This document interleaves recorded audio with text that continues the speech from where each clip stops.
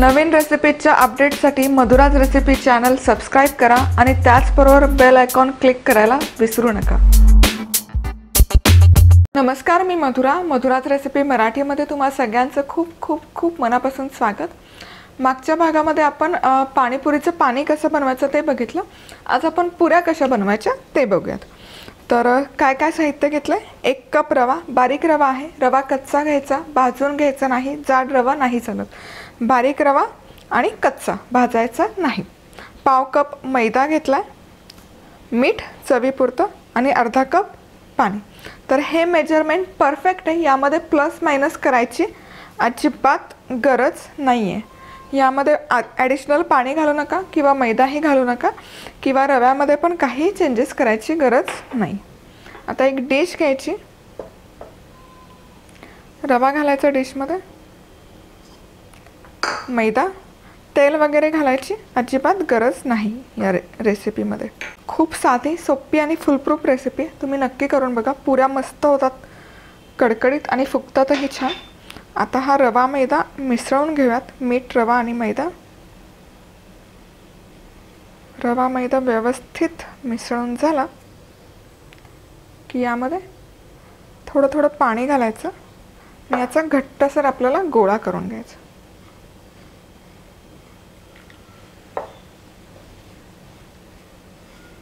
बरोबर अर्धा कप पाणी पुरेसं होतं या रेसिपीमध्ये। आता हा गोळा मी घट्टसरसा मळून घेतलाय, तुम्ही बघू शकता।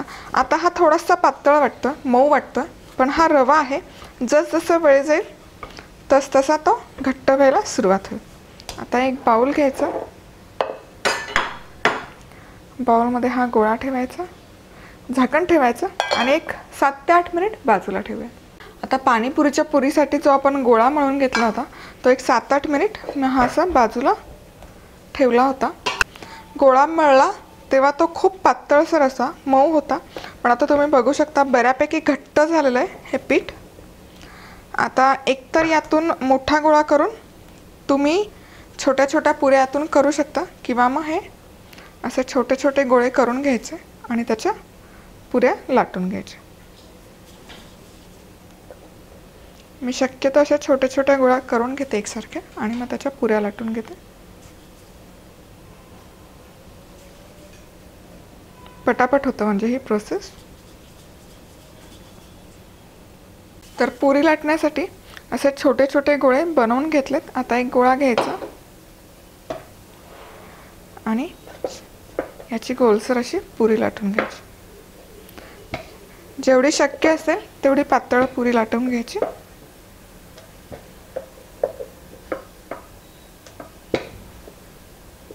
मस्त। आता एका डिशमध्ये काढून ठेवायची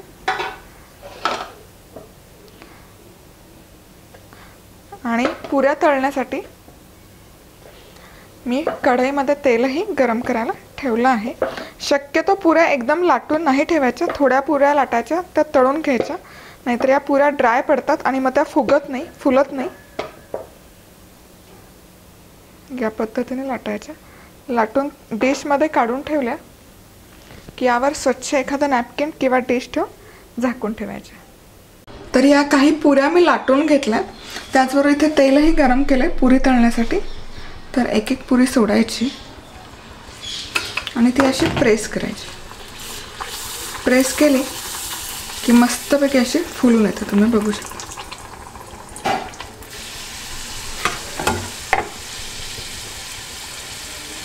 पुढची पुरी सोडते, प्रेस करायची, सोडली की मस्त एकूण एक पुरी फुगती आहे, तुम्ही बघू शकता।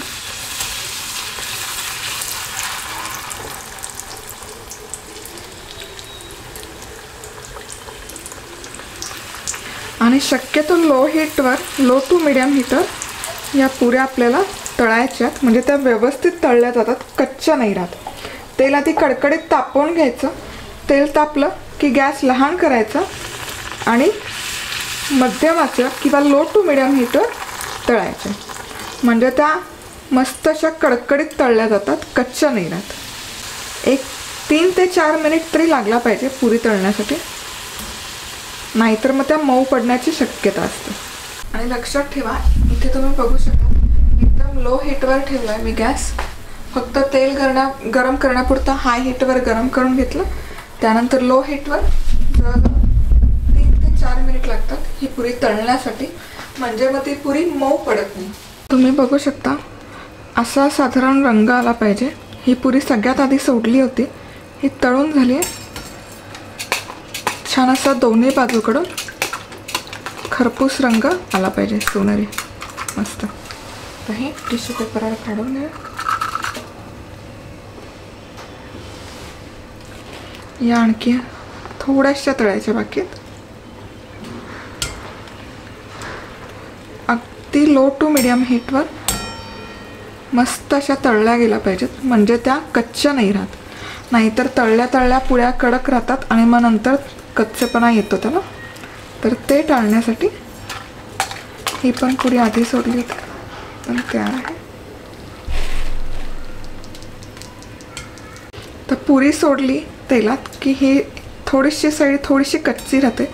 हे 2 मिनिट 1 मिनिटभर अशी उभी ठेवायची तेलात, म्हणजे सगळ्या बाजूने ती एकसारखी होते तळून मस्त. छान कुरकुरीत झाल्यात पुऱ्या. रंग, टेक्स्चर, पापुद्रा पण सुरेख आलाय. पुढच्या पुऱ्या सोडूयात.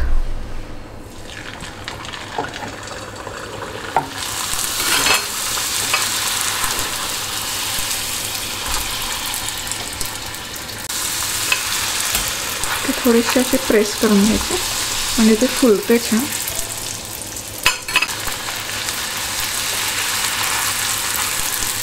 जबरदस्त एकूण एक पुरी फुलती आहे, तुम्ही बघू शकाल.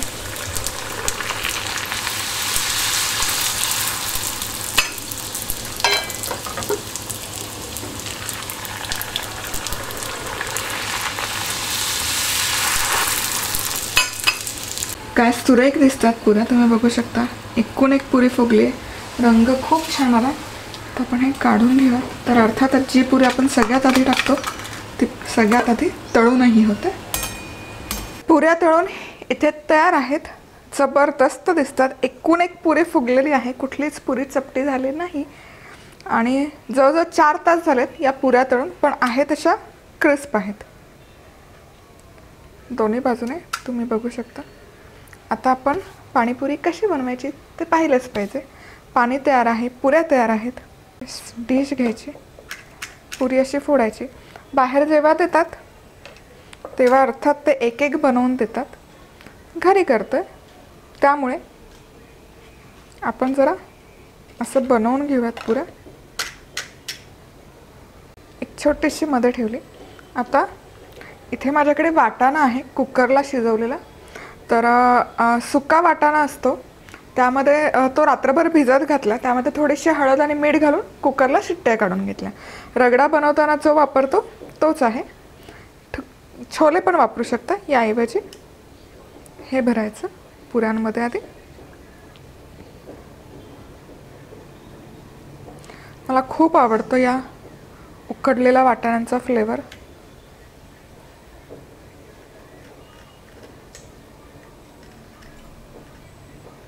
वाटाणा भरून झाला की थोडासा कांदा घालणं ऑप्शनल आहे. तुम्हाला नसेल आवडत नाही घातला काहीच हरकत नाही. ऑलरेडी या पुऱ्या केलेल्या आहेत, अर्ध्या पुऱ्या फस्त झाल्यात. मंथनला खूप आवडतात या पुऱ्या खायला अशाच. आता हे जे तिखट पाणी आहे, हे तिखट पाणी भरून भरून घालायचं.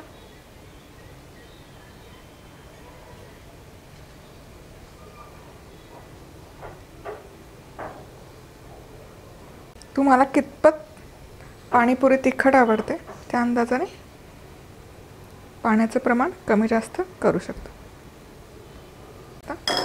आणि अर्थातच गोड पाणी. या आधीच्या एपिसोडमध्ये आपण पाहिलं आहे हे तिखट आणि गोड पाणी कसं बनवायचं ते. तर तुम्ही आधीचा एपिसोड नक्की बघा. खाली डिस्क्रिप्शन बॉक्समध्ये मी लिंक अपडेट करते. थोडीशी घट्ट आहे ही चटणी, कारण मला नंतर SPDP पण बनवायची. थोडीशी सैल करून घ्यायची पाणीपुरीसाठी घालताना, थोडंसं पातळ करायची, थोडीशी सेव. जबरदस्त. पटकन फोटो काढून येते. पाणीपुरीचे फोटो काढून झालेले आहेत. आता सगळ्यात आवडीचा कार्यक्रम, खाऊन बघायची. मस्त. तुम्ही बघू शकाल पुऱ्या किती मस्त झाल्यात.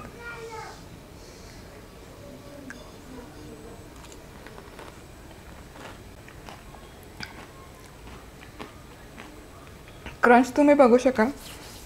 मुख्य म्हणजे या पुऱ्या मस्त कुरकुरीत होतात, पण टाळूला किंवा जिभेला अजिबात सोलवंडत नाही.